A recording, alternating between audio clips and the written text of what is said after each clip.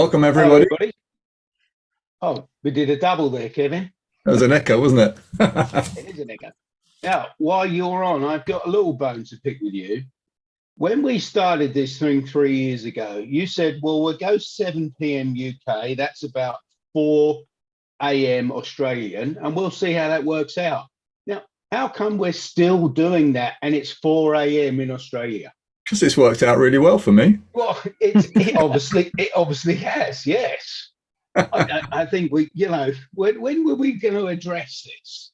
Well, to be fair, this is IBC. We're in Europe. When in Europe, you do as the Europeans do.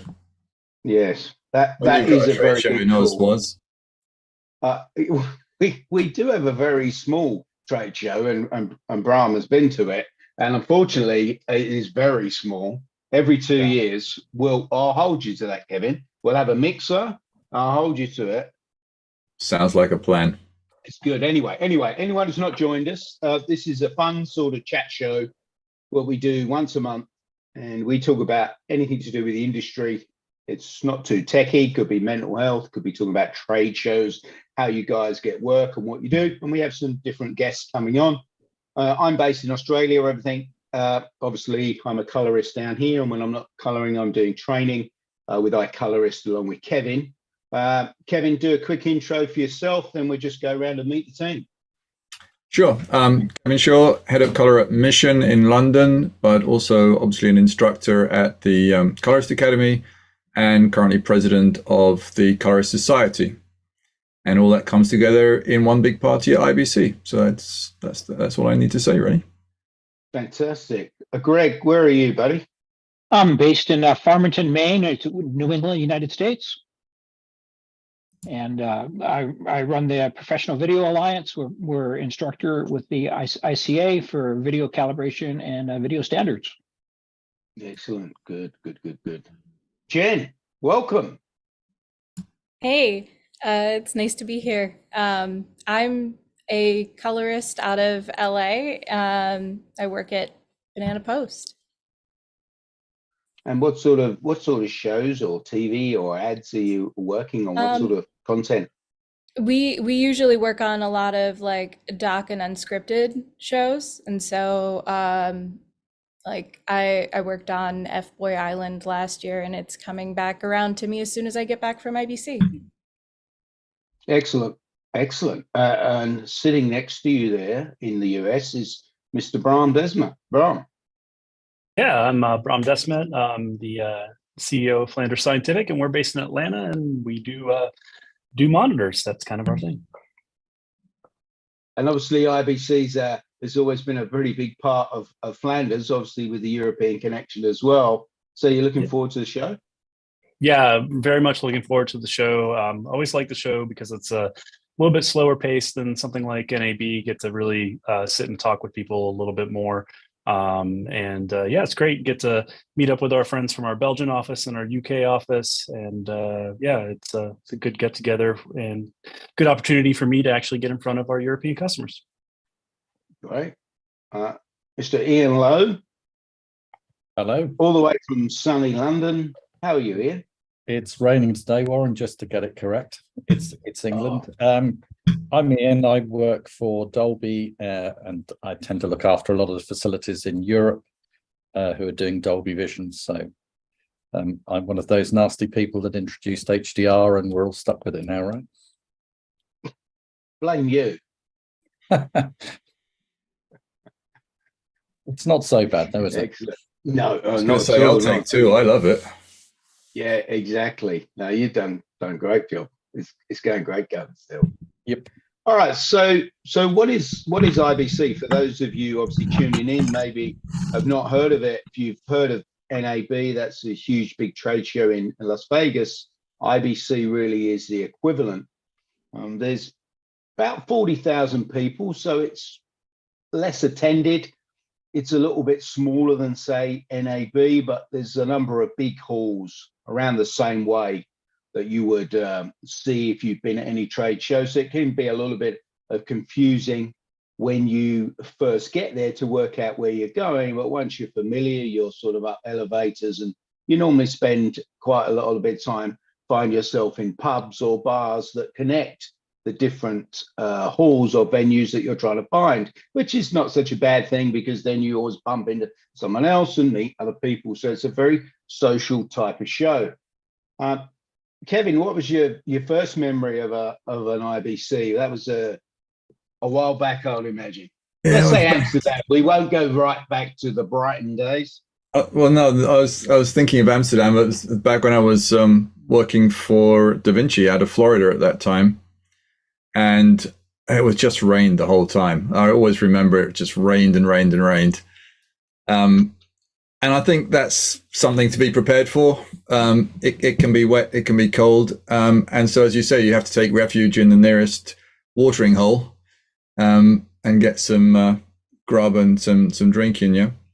And you can't really go very far in, because Amsterdam's so much smaller, or at least it feels smaller than Vegas. So you just can't help bump into people, not just at the show, but in the streets and all the sort of the usual places that we frequent as well. And of course the new venue for the Mixer is in a fabulous place. So I expect we'll see lots of people there. Yeah, and let's talk a little bit about logistics. Bram, how do you and your Flanders team normally get around? Are you in some sort of stretch limo for all of your crew, or how does it? Is that how I imagined? That'll be a very bad move. No. So we usually just mostly take public transit. We take the trams to get around, which is pretty convenient. You fly right into the airport there, and then can take a train from there. Or if you want to live large, you can take one of the Tesla taxis around, which is always a fun experience. And then just lots of walking if the weather cooperates. I think Amsterdam's actually one of the most enjoyable places to walk around. If it's your first time going, hot tip, bicycles have ultimate right of way. So you will get run over if you don't pay attention. They are everywhere. And you can rent bicycles. A couple of years I've rented a bicycle, and they're pretty quick. I mean, definitely quicker than a taxi. The trams are great because normally the trams are free with the show pass. Exactly. So you want to spend some time, you want to have some time to get around Amsterdam as well. Yeah. Yeah. Okay, Ian, you're more the limo type guy then, aren't you? Stretch or Range Rover?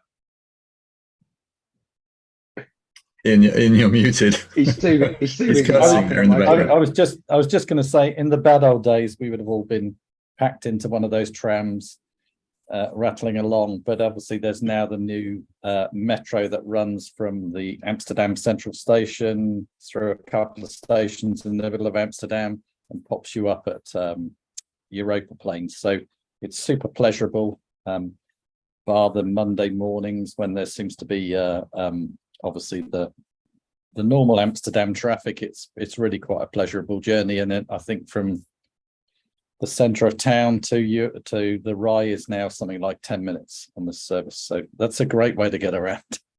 Yeah, that is really good. I mean, I would say probably avoid any sort of taxis or Ubers if you can, because the public transport is fantastic. One tip I would say is try and get your badge a little bit earlier if you can, or do a hotel pickup, because that can be a bit of a lineup on that Friday morning when they open the doors. Yeah. So Jen, am I right in thinking this is your first time in Amsterdam? Yeah, this is going to be my first time in Amsterdam and my first time at IBC. Excellent. So have you done a bit of research? What are you looking forward to? So I was actually looking at all the speakers and everything that's going on there. There's a couple of things that look a little interesting. But mostly I'm really excited to meet a bunch of the colorists that I got to talking to over COVID, and we all became friends, and they're all in Europe. And so it's kind of a nice little central meeting place. So I think that's going to be the most enjoyable part. Okay, that's obviously that's the bigger change, I suppose, since the pandemic, that we're going to trade shows and we're sort of networking a lot more maybe than we used to. And that's why I think the mixer is a cool thing, because, you know, you're meeting a lot of other people that maybe you have just chatted to online. Greg, you have been a long time IBC visitor, haven't you? What are you going to be doing at the show? What are you up to? Mainly, well, I have always had two goals at the events: is to hook up with past students and see what they're up to, and see how I can help them out further, and then hook up with manufacturers to see what they need help with. So it's always a good time to go. Yeah, of course. But are you running any training off the back of it? Do you do anything at the show? Like, is there training there at IBC if people want to sign up, go to the show and do training? Are you doing something like that? Yeah, we're doing a 4-day training class, actually at Guy Moulin's studio, and that starts on the Monday. So it'll be Monday through Thursday after the show for 4 days. Oh, okay, great. And just go through just basically what you're talking about there. Is that calibration of all devices or just home theaters? What is it? Not really too much home theater at all, especially focusing at Guy's studio. It's post-production. It's doing 3D LUTs, so running LUTs, verifying LUTs, and some of the color science behind color calibration. Cool. Yeah, it was something that Kevin and I were talking about, is because at NAB there's quite a lot of training, that PPW, and there's lots of things you can do concurrently with the show. That's not the same at IBC, and if you get there, there's not much. And we were talking about trying to get something running along the same, where people could do maybe a little hour, 90-minute seminar, go back to the show, dip in and out of what they want to learn. We couldn't get it going for this year, but it's something we might still look at doing next year, because I think it really adds a bit more value for someone who's thinking about going. And if they could take a few little sessions and tick the boxes, go to the mixer, it could be really beneficial. Ian, in terms of, let's talk a little bit about what we're going to see there on the booths and what's happening. I did get a little tip that any colorist should be heading to the Dolby booth for some exciting news about Dolby Vision. Can you say any more, or is that a rumor? No, it's a confirmed rumor. How's that? So that sounds really good. We have some new improvements that we've been showing a few folks to get, let's say, validation, and we've been working with some of our partners to get them built into their software. That's all going very well, and this will be the first public showing of the new analysis and tools that we have on the booth. And so that is obviously going to be quite colorist, sort of creative focused. Am I right in saying that? Yeah, I mean, it's basically doing what we do with just a few improvements. So it's really just showing people some new things with some images and letting people kind of, let's say, see the before and after. So it's pretty good now. And if we can make that better and improve it for people, all well and good. Are you excited by that, Kevin? Absolutely. I mean, I'm a long time supporter and user of Dolby Vision tools, and it does just get better and better. And from the colorist point of view, it makes the sort of multiple deliverable scenario much easier. And I think clients love that. You know, a lot of times it's, well, can we really stretch to this? And then when you tell them actually how easy it is if you do it this particular way, the Dolby Vision way, they love it.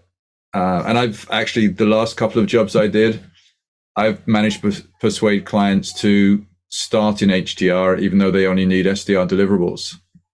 So I'm really happy. It's taken a long time to get to that stage, but I'm really happy that that's starting to happen. I think it is quite the norm, Warren, now that there are the number of streamer jobs that are out there for people. It's very much, that's the way people work, and it becomes a normal way of working rather than something that's specific. And I think that's kind of what Kevin said. If people can get their head around it, it makes a bunch of sense. Maybe it makes sense for the content owner because they can resell that content to a bigger market rather than just a sort of broadcast deliverable. And I think Warren, you did a great podcast, didn't you? Which I think you should plug with my friend Tom Irby, and I think, you know, there were some real nuggets in there about somebody that's been doing HDR work for probably 4 or 5 years and really gets it as well.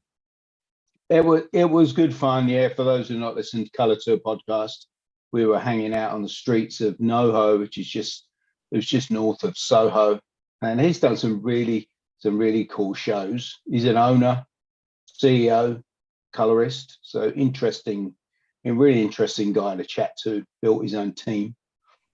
I think I agree, and I get this a lot when talking to colorists, that Dolby Vision is fantastic, but they're just looking for maybe a slightly less scientific approach of the analysis, and maybe that's what you'll see if you get along to the booth. So I've done some research, Ian. You're like this. You're in Hall 3, aren't you?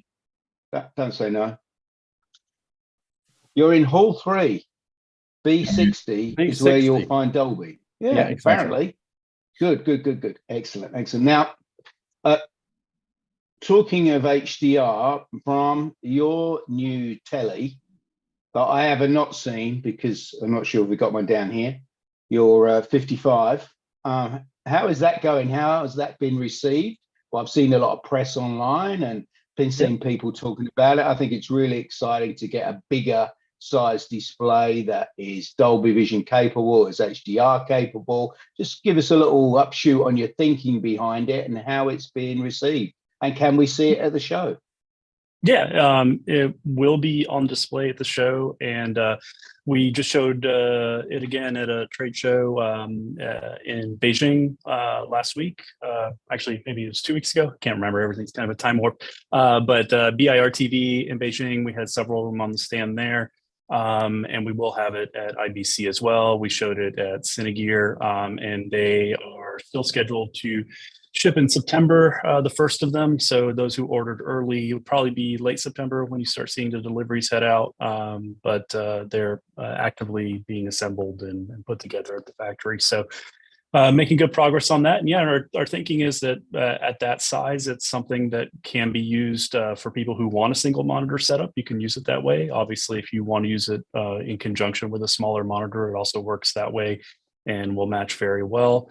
And both in terms of performance, but also because it has good off-axis viewing, you can really look at it anywhere in the room and it'll match the primary monitor. Or you can just use it as a primary monitor. So we're excited about showing that off and talking a little bit about future developments in HDR monitors. You know, people keep asking about different sizes, and we should start to be able to share information about kind of roadmaps for different sizes when you come see us at IBC. And I was going to jump in a little bit earlier. I'm not sure how new this was. It was news to me at BIR TV, so I just wanted to ask Ian if he could tell me. But the Dolby Vision licensing costs have gone down considerably, right, compared to where they were. Is that I thought it was still $2,500, but somebody told me it's like $1,000 now or something.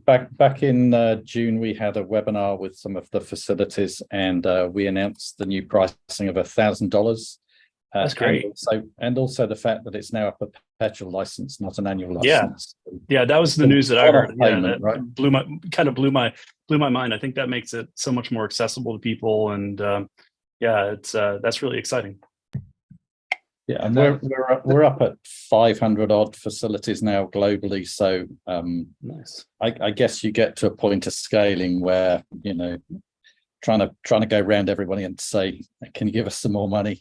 It was a time we'd kind of long-term planned that. So it's a strategy that seems to have worked and resonates with people. Yeah, absolutely. I think between that and monitors getting more affordable, I think hopefully more and more people start making HDR. Yeah. So we can watch a little bit less SDR at home. Exactly. Have you got a price point, Bram, on the unit yet? Yeah, it's $20,000 or euros. The euro and dollar are so close that we're right around 20 in both markets. Great. It's a little bit less in those those weird British things. What do they call pounds? So, but yeah, it's like 17,000 pounds or something like that. So. All the pricing's on the website though. But yeah, the pricing is official and announced and posted on all the websites. And will you have the will you have the DM160 there as well? Yeah, we'll have the new DM160 there as well, which is our 16-inch OLED. That's a 400 nit full screen OLED. It's not really meant for HDR mastering, but it's a really nice looking monitor and has a very good HDR preview mode. So if you need something affordable to use in the field, I think that's a good option for people as well. We'll have that. Yeah, that was my interest really, because we're trying real hard to get HDR monitoring on set, and that might just be the thing that does it for us. Yeah, and you saw that in person next to, I think it was a X300 or an HX310. No, I can't remember. X310 I put it against, and it tracks really nicely. It's great. Yeah. I think it'll be a good option for people. Is that's the monitor that you're donating to the world famous Colorist Mixer raffle, I believe? Absolutely, yeah. So it's for the colorists who need something small. But the 16-inch, we are raffling one away at the Colorist Mixer, and that should be good fun. Excellent. Before we talk about the mix, I want to go back to Jen. How much HDR color work are you doing in LA at your shop? I would say probably like 60 to 80% of my shows are HDR. The show I'm working on currently is HDR, which is, I think it's kind of like really wonderful. We're using Dolby Vision also, so it's not like crazy unmanaged HDR either. It's like, but yeah, I think it's kind of, it's nice that a lot of the unscripted stuff is coming in through HDR as well.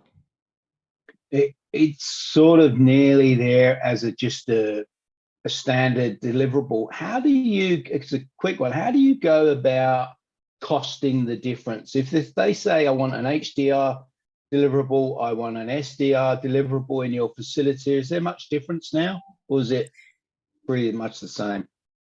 Well, to be perfectly honest, I don't handle billing, like, All right. so best. I'm completely unsure. I think it's something that we prefer that they do, because like all of us are so like we've been doing more Dolby Vision lately, so I think it might be something that's incentivized. I'm not sure. Yeah, it's an interesting one that was raised here, and if you've got the kit, I wouldn't think it would be that much difference than the actual grade, say on a movie or a 44-minute episodic would probably be maybe in some respects even quicker if you're doing the Dolby Vision pass, but then you've obviously got to do the trim pass. So if you do the numbers and say you bought the kit anyway, I'm not imagining there'd be a lot of difference. Kevin, would you sort of agree with that? Yeah, I mean, you are doing 2 deliverables, so there is an extra cost in terms of that. But yeah, I mean, it's what I tell people all the time, because the camera capture is so much closer to an HDR image. There's a lot of time saving in starting with the HDR image, so it can be quicker to get that first pass through. But you still have to do 2 deliverables. So we normally bill an extra day for doing the trim pass and a QC on top. Yeah, I was gonna say, I think that if we were to bill extra, it would probably be in the online and deliverables. Yeah, we just did an event for SEMTI on Monday here in Atlanta on HDR basics and HDR monitoring. We had Robbie Carmen down giving part of that talk. And he said basically the same thing for his facility. For what it's worth, is another kind of reference point, is that they'll just add a day. And it's mostly about just having the multiple deliverables and maybe a little bit of time for the trim passes, but that's where most of the additional time comes from. Yeah. I think that's where most people are sort of landing with it, which is certainly getting easier. Let's go to Greg up there. Greg, how much HDR do you get involved in now on your calibration courses? How does it work? Muted, Greg. You're on mute, buddy. So we start off on the training. We start off, some of the basics of color science. Rec 709, Gamma 2.4, 1886, and then we kind of build on that. And so by day 3, we're talking about, we've gone from 8-bit to 10-bit to 12-bit. We're talking about expanded, DCI, Rec 2020, and then in full HDR by day 4. And day 4 is all HDR, where we talk about the different types of HDR. And then that wraps up the full day. So we take them through the basics all the way up through day 4 to the advanced stuff. And do you see a real cross section of people coming along? So you may have your colorist who comes, who calibrates as well. You may have like an engineer who looks after monitors. Obviously, you got your person now who's quite popular is the freelance monitor calibrator that goes around and looks at other people's monitors and does that. You see quite a cross section of people coming to. We the do. classes? I mean, we have some of the guys in marketing and R&D from different manufacturers. Like we have Panasonic coming to the next training in Amsterdam. A lot of DITs, and then of course colorists too that are wanting to verify their monitor independently before they actually do their day's work. Great, good. Let's segue into the mixer. Kevin, have you got a memory of a particular mixer or any? I think what happens at mixers stays at the mixers. I don't remember anything about any mixers. Yeah. The only one I remember is the 24-hour Christmas edition we once did.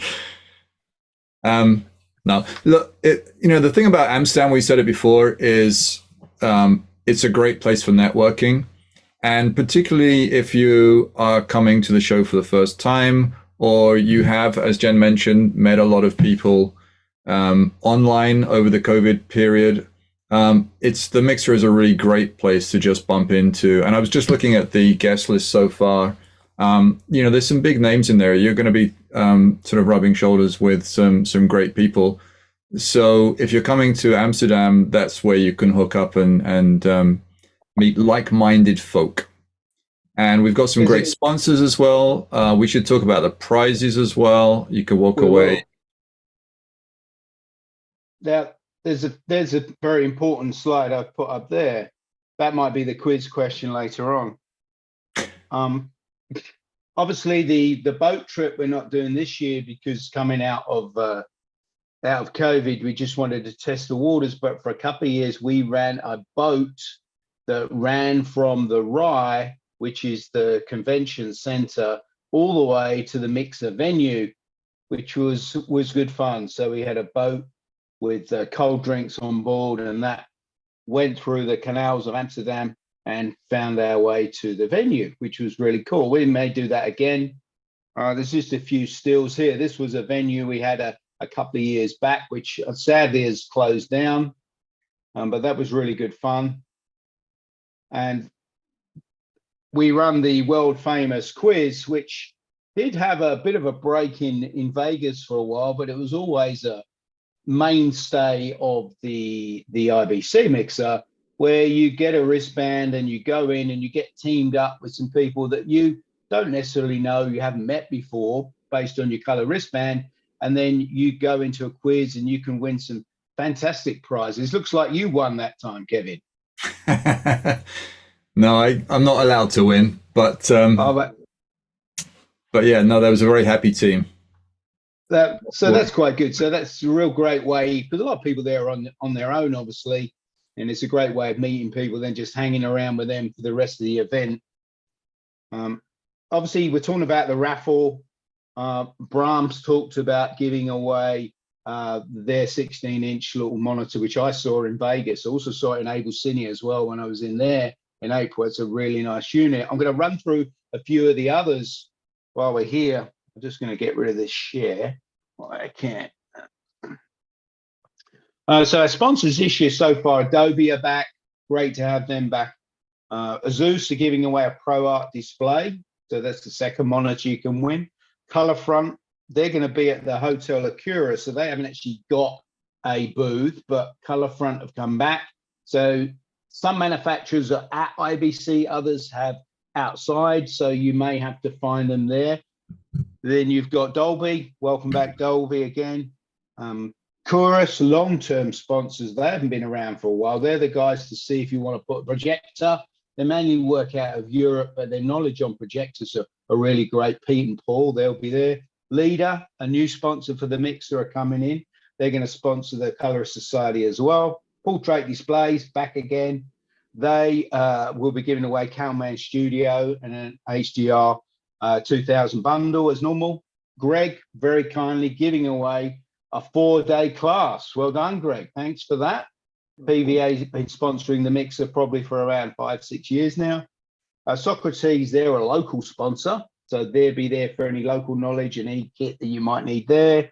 And Tangent, Ever-Presence Tangent, are back again, and they are giving away a Tangent Black TK element.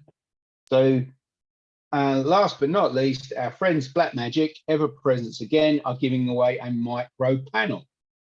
So I had to get through those. Thanks to all our sponsors. Without you, we couldn't do it. There is some great prizes. Kevin, do you just want to talk about how the raffle is going to work? It's slightly different if you've not been IBC before.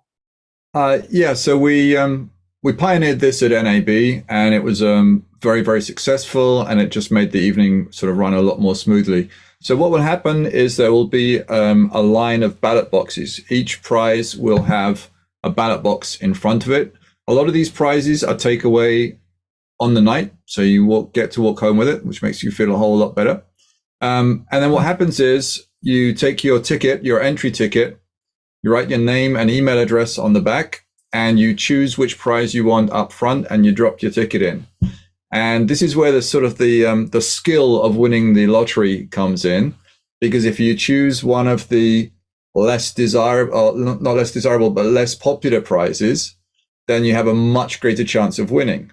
If you're aiming for, I can tell you now that I expect that the DM160 will be a very popular prize, and so there'll be more tickets in that box. And then what happens is when the right time comes, we call out the names, we open the boxes, we call out the names, and we take some photos, and then we have a few more drinks, and everybody's happy. Now, in Vegas, we did have the problem that everyone was at such a fantastic time and enjoying themselves. Even Mr. Jeff Greenberg, who does have quite a loud voice, could not control the crowd. So we may well do a thing this year where we get, let's say there's 3 winning tickets, 3 people want to win Brahms monitor. We put them on spin the wheel, and we do the spin the wheel, and that comes up on the screen.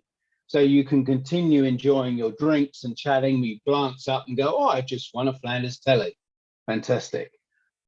That's what we have talked about. So hopefully that will make it run even smoother. Now, we are going to give away a couple of tickets to the mixer and an extra golden ticket, we're calling it. And that is this thing here where you get an extra ticket to put into a box or whatever you want to win. Now, if you need to answer this question in the chat pod on YouTube, the question is, and it'll be the person who answers first will win tickets. And you can obviously donate this. I understand you may not be visiting, but you can donate it to a colorist friend who's going or somebody that you want to go to. What year was the first IBC Colorist Mixer? Don't you answer, Kevin. Okay. I'll just You're trying to remember now, shall I? You're trying to remember now, aren't you, when it was? I told you my memory's not so good these days. I'll give you a clue. It wasn't the same year as the NAB Colorist Mixer. So we'll be looking out for the answers there, and we can obviously hook you up with the tickets afterwards. Jen, can I ask you, have you been to a Colorist Mixer before? Oh, yeah, I've been to the one at NAB before. I was also at the 24-hour insane virtual one that you guys did. They're always a good time. Did we have you working on that one or presenting or doing anything, or was that another one? I don't think that I was presenting, but I tried to hang in there. It was rough. You tried to hang in. Tell me about it. Yeah, no. I was this was me. Yeah, you were dead. I don't know how anyone stayed up the whole time. I remember I slept for 2 days afterwards. That was a bit funny. All those videos are still online. I mean, I don't know if they make much sense. My bits don't anyway. But there's always some good nuggets in there. So occasionally it's good to go back and there was some of the interviews. Great discussions in there. And Charles Poynton had quite a lot to say at the end, which was very, very interesting and very sort of thought-provoking. It was. But unfortunately, Charles' bit came at about 2:30 a.m. for me. After 24 hours, I wasn't at my sharpest, I must admit. So they are all online, and plus all these are as well, these Color Space Cadets. We've had some interesting characters come on and talk about all sorts of things, and it's all pretty current as well, so they're all still there. I'd just like to mention going forwards as well that this year, for the first year, we are going to be running a Colorist Mixer at Camera Image in Poland, which lines up nicely with the Filmlight Colorist Awards. And Filmlight have worked with us, and they're going to give us some of the finalists that are at the Camera Image show. And so they will be there at the Mixer, and we'll have a bit of a panel, and again, good networking event. That'll be a little bit smaller, but it'll be great.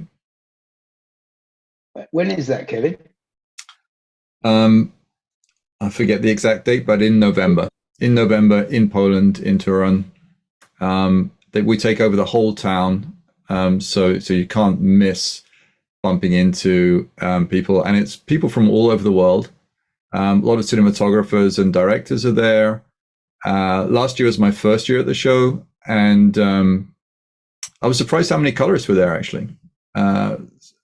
So obviously the Colorist Awards are happening, but a lot of colorists go there as well. I tried to get to some screenings. I mean, it is, after all, screenings all day and every day. I saw, I think, maybe 2 screenings. So that's how much networking there is. And is it a show where you have a bit like a trade show booth where Bram could have monitors and things, or is it not that type of show? There's not like an exhibition attached to it. So there is a small technical area, which is mostly cameras. It's mostly, like I say, the screenings, but more importantly, the discussions before and after the screenings. And that's what people really go to. And so there might be discussions from a cinematographer, a DP, or it might be a workflow discussion. It might be a sort of color science discussion. There was an ACES panel last year. So really, really interesting. And the way that they arrange it is that you can only book your screenings or your appointments the day before. So you have to schedule it, and then after your first scheduled event, it all goes out the window because you bumped into somebody or the first event overran, and it's just very informal and a lot of fun. Good. Okay. Excellent. I want to ask Ian first. Do you have any lasting memories of any mixers or any pro points that you'd like to chip into our maybe mixer newbies that will be coming along? No, I think it's just a good networking event, as you kind of said. The raffle and the quizzes are a good addition, and probably one of my lingering memories was the one you had at the top of the stratosphere. Sorry, that shows how long I've been coming to them, doesn't it, Kevin? Well, it does. No, I was just nodding because at the end of for those that weren't there, at the end of the evening, we saw people going up the stairs and jumping off, and then bungeeing down past the windows where the rest of us were still drinking. So it's quite disconcerting to see people throwing themselves off the roof. But hey, you know. Yeah, we've been told, people have said, oh, well, there's no presentations or there's no stand-ups. And whenever we started it, and there was when we started it back with Patrick and Rob from Mixing Light, we just never wanted that because the trade floor really is the place for that. And you get a lot of that all day. You can see products, you can listen to umpteen people standing up, talking about their products. And we didn't really want to get back to that. It really is, if you just want to come and have 2 beers and go, or you want to stay and have 6 beers and chat to more people, or have a glass of wine or a little bite to eat. And it's just very social. And we've always kept it at that, which I think is the right thing to do, because there's plenty of technical places you can go if you want to sit down. And you can have, obviously, a technical conversation one-on-one with a person, but it's a great place to go and go, oh, I know you, I want to ask you a question. And I still think that the color community still has this special sort of thing where it's still quite small. A lot of people sort of know each other or have heard of each other. So it's a real great way of just going up and meeting someone. And once you've met them, it's so much easier then to chat with them online or ask them a question. So for a knowledge thing, it really is a good knowledge base as well. Bram, do you have any crazy memories of any? Which was the first one you went to? Would have been the very first one, I imagine. I think so. Yeah, I think I've gone to every NAB and IBC Colorist Mixer there has been. Because Flanders are ever present at the So we've done a lot. I was going to say, while, like you said, it's a great place to network and socialize. I've probably never used the word tetrahedral more than at the Colorist Mixers, talking to people like Jay-Z or Nick Shaw or Josh Pines or whoever it might be, I think it's more enjoyable to have those conversations over a beer. So I appreciate that. No, definitely. So the way that things will work, there is obviously the quiz, and we're offering a dinner ticket as well for people who would get there slightly earlier. I think the main mixer will start at 7:30. Tickets are available on the Mixer website. Just go there. They're actually about half sold.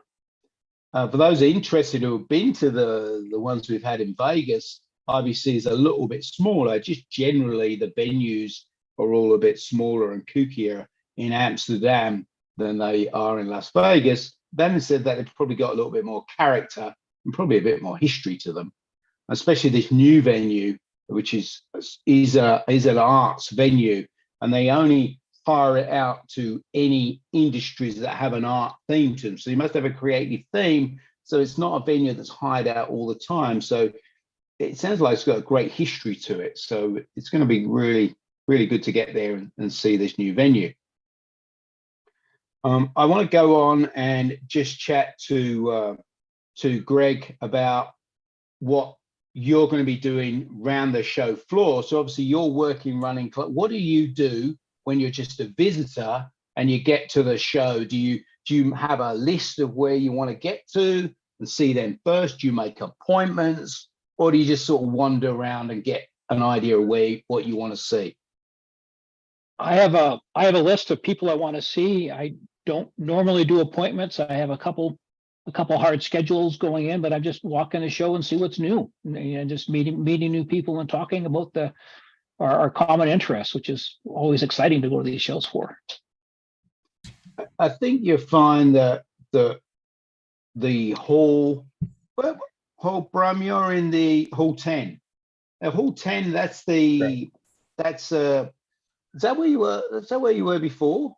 I think that's we've been in hall 10 as long as I can remember. We've moved around in hall 10 a little bit as the booth size has grown. But we are still in hall 10 again this year. Yeah. And if you're looking for your main sponsors here, your Blackmagics, Adobes, hall 7 is where they tend to hang out. So there's quite a lot of post stuff in 7. And you soon will get an idea, because there'll be a post hall that's maybe a bit more focused. And as we mentioned, 3 is where Dolby are, 10 are, and it's all very interconnected. So in terms of getting around, now I don't know whether they have an app. I would presume they'd have an app the same as you would in Vegas. It was really useful there for getting from A to B.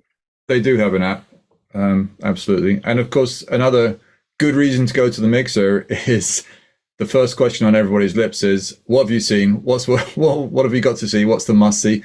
Because there's usually a bit of a surprise at IBC. There's usually something that's sort of crept out and nobody was expecting. So we always look for those.